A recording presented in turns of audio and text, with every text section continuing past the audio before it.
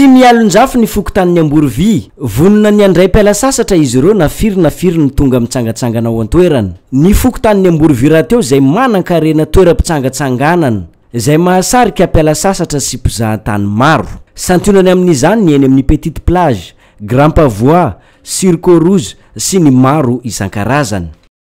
Am'izao ndray izy efa tao efa betsabetsaka ihany fa mbola tsy afa-po zany zay fa baka moa mbola eo gamba fialan-tsasatra vita baka zany gamba ny tena ntenena efa ho betsaka mihitsy ny mpitsangatsangana rehefa amin'ny fokotanin'ny Amborovy zany. Mangataka amindreo mpitsangatsangana koa mba ho tonga betsaka anareo fa tena mandray anareo an-tanandroa zahay aty Amborovy. Zany ny afatra ny seky fokotanin'ny Amborovy no manao zao afatra zao. Na eo aza ny fananany mahajanga ireo torapasika sy ranomasina. Raha tsy voakajy ny fahadiovana dia zavapoana izany. Isan'ireo isariana ny mpizahatany mantsy ny resaka fahadiovan'ny toerana. Ireo any amoron-dranomasina, Grand Pavois, Petite Plage, Maroala. Handray vahiny atsika tompoko hoe indrindra ny resaka fahadiovana. Ary ohatran'izay ny fandriampahalemana.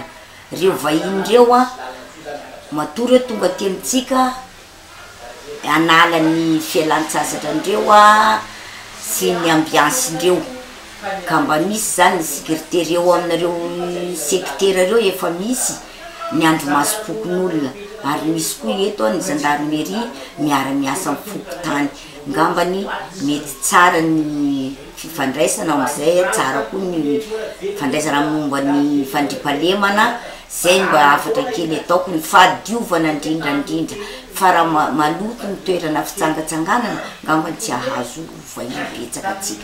Zay zany ny afatra kely mba ataoko. Efa betsaka ihany ny mpitsangatsangana tonga mitsidika ny torapasika eny Amborovy amin'izao fotoana izao.